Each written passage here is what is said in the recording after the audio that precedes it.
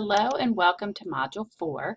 So I know many of you are chomping at the bit to be able to get into the classroom to start your hours, and hopefully this is the week that you get to do that, since I do believe this is when summer school begins. So if you are able to start getting into the classroom this week, finally, I know the next couple of weeks are going to be busy for you as you're trying to get your 40 hours done, as well as the journal entries that you need to do while you're in the classroom. But at least you can finally get started on them if you haven't already. So just a few things to keep in mind as you are getting into the classroom. Most importantly, do not forget that you need to keep track of your hours on the observation log. So make sure that you are logging each time that you are in the classroom and someone is signing it, so that when you are done with the 40 hours, you can go ahead and upload it. And the other thing is, don't forget that you're completing different journal entries, and those are housed under the quizzes.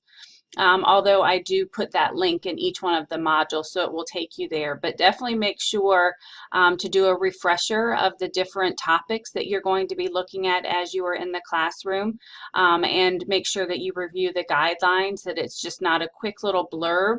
You actually need to start with a little bit of research about what is out there concerning that particular topic.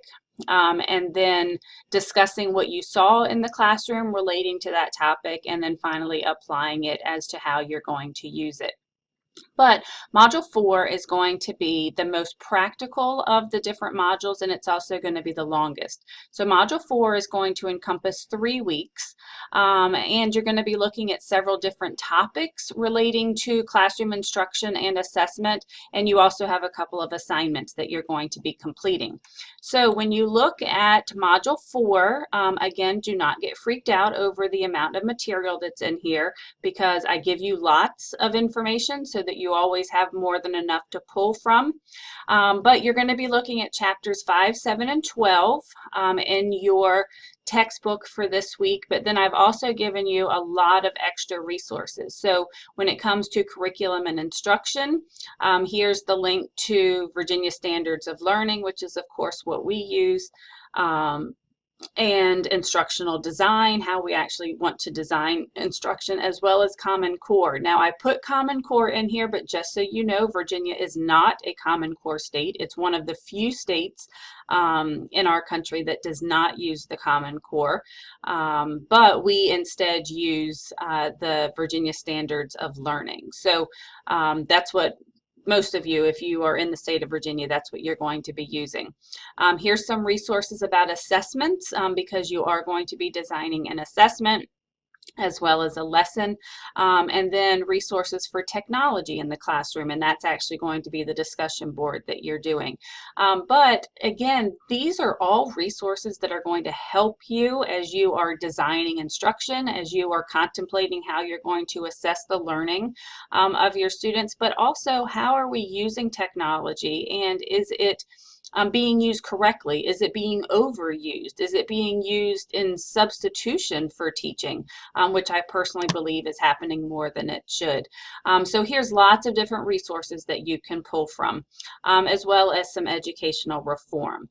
So if you look at the different assignments that you have for this module, and remember everything's due at the end of the module, with the exception of the journals, because I do know that those are, you're just going to submit it as you do them. So as long as they are all done by the end of the course, then you're fine.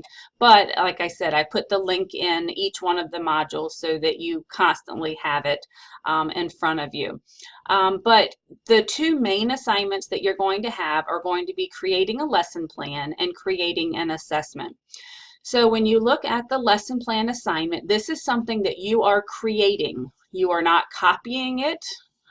This is something that I want you to work on individually, and I want you to make sure that you are designing it yourself. My suggestion is Choose an age group, choose a subject that you are interested in, because I personally believe that if I'm going to ask you to do an assignment, I would rather it be something that you are going to use in the future instead of just doing it for the sake of doing it. So if you're interested in teaching third grade, then do a third grade lesson plan. If you are interested in teaching high school math, then do a high school math lesson plan. As long as it's K-12, you are completely free. And so you basically are creating an entire lesson plan. This is not a unit, so this is not something that should take an entire week. This is one lesson. So here are the things that need to be included in the lesson plan: your name, what the grade level is, what the subject is, how many students. And the reason we do this is because, are you planning on doing this as a small group, as an entire group? Are you doing it as a one-on-one? Because that could change the instructional procedures. How long is the lesson going to be? And again, I do not want to see 1 week or 1 month. I'm talking about one lesson that you are teaching. So whether it's 15 minutes, whether it's an hour, whether or not it's 2 hours, this is a one-time lesson. So obviously it may be part of a bigger unit, but this lesson plan is only for one lesson. What materials do you need? And I do mean every material, and be specific. When you write an objective, it's based on your standard. So when you put in what standard you're going to be working off of, make sure that you put the entire standard in here. Don't just put 1.3, because I don't know them by heart. So you need to write out everything. So tell me the number and then tell me what it says. But when you write an objective, it's a very simple statement where you start with the students will, and then you put in the standard when they do whatever activity you're going to have them do. So the objective is based off of your learning, your standard of learning. And then give me your introduction to your lesson. How are you going to get started? How are you going to get them excited? Give me your instruction, and step by step, what are you going to do from beginning to end? How are students going to be allowed some guided practice as you're helping them? How are they going to have some independent practice doing it on their own? How are you going to assess this? And remember, the assessment is assessing how well the students learned the standard, not whether or not they had fun. This is going to be important because you're going to be taking the assessment that you've said here and actually creating it in your next assignment. How are you going to close your lesson? And then what is the rationale for why you wanted to teach your lesson in this particular way? Why is it important that they learn this particular skill or concept? You can create your own template. You can use one that's already in existence. I did create just a very generic one based off of all of these items. But if you're using a different form, just make sure that all of these are identified in your lesson plan. So that's the first thing that you're going to be working on. But then the second assignment is going to be based on this assessment piece, because we all know that assessment is a necessary evil. And most of the time people think of assessment as a test. And hopefully what you're learning is there's lots of other ways to assess what students have learned. And that's what you're going to be working on in this assignment. So when you click on the assessment assignment, you're going to see that there's going to be 4 parts to this assignment. The first part is kind of a research portion, just so that you get familiar with the different types of assessments that are out there. So make sure that you talk about formal versus informal, formative versus summative, and traditional versus alternative. Those are actual terms that are used out in the assessment world, so make sure that you define them. Talk about what the difference is between the two, and make sure that you give some examples so that it's very clear you understand the difference in the types that are here. Then you're going to go back to your lesson plan and you're going to pull in just this information. I want to know which grade level it was, the subject, how many students, what the standard and the objective, and then just quickly, what was the whole purpose of this particular lesson? What are they learning? Are they learning the life cycle of a butterfly? Are they learning about photosynthesis? Are they learning one-digit addition? But again, just brief. You're going to kind of summarize what was happening in your lesson. But really the majority of it comes here from parts C and D. So on the assessment piece of your lesson plan, you should have identified how you were going to determine if students had successfully learned what you wanted them to learn. And so there's lots of different ways to do that. I will be honest and tell you, I don't really want to see that you're giving a paper and pencil test or quiz, because not every student learns that way. So this is where I want you to get creative. What are some other ways that you could assess? So whether or not it's creating a project, whether or not it's having them complete something, a scavenger hunt on the computer, something. And if you are asking them just questions, be creative about how you are phrasing them and how you are presenting them to the students. So whether or not you're doing it on the Promethean board, or they're using, some kind of technology. But this is where I want you to actually design the assessment. And so make sure, again, that you put in here what the objective and the SOL. What are the instructions that you're going to give to the students to make sure that they understand how to complete the assessment? Give me a very detailed explanation.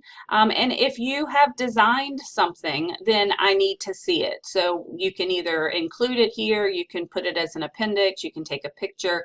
But again, this is where I want you to start learning how to design assessment pieces instead of always using a canned paper and pencil. And then the last part for the rationale, here are some questions just to think about as you were designing the assessment. Why did you choose that particular type? When are you going to ask them to complete this assessment? It does not have to be at the end of a unit. So it could be something you're doing at the beginning. Maybe it's a pre-assessment. Or how are they going to complete it? What are you going to do with the results of it? So again, as you're completing this particular activity for the assessment, just make sure that you have all 4 pieces in here. And then finally, the only other thing you have is a discussion board about using technology in the classroom. And so when you go there, you're going to find that I've given you 10 arguments for why we should use technology in the classroom. And so I want you to choose one, and using the resources and other research that you've done, other observations, explain whether or not this is a valid argument or not. As I said, technology is definitely a part of our world. There's nothing we can do to get rid of it. But we do want to be intentional about how we are using it. So again, make sure to post your response and then respond to at least 2 of your classmates. So that should take care of Module 4. As I said, Module 4 is going to be 3 weeks. We only have 1 module left after this one.